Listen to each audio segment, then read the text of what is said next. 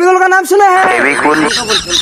छलकाबुल का नाम सुना है? बस भैया बस, हम वहाँ नहा तो सकते हैं ना?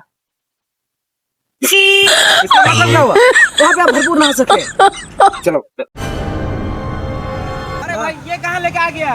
अरे भाई ये तो फेविकोल है। अरे भाई ये तो छलकाबुल है।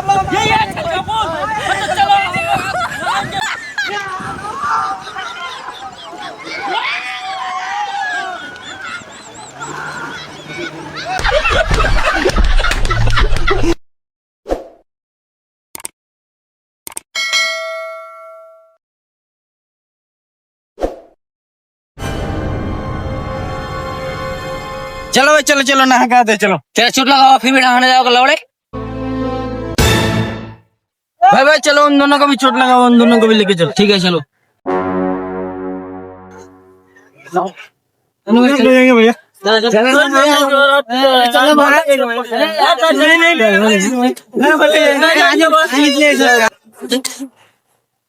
चलो।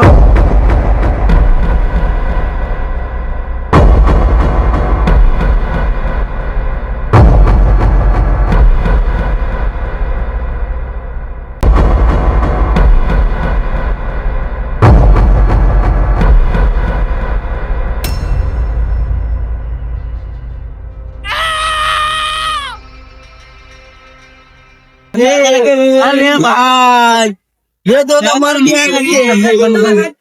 क्या करूं?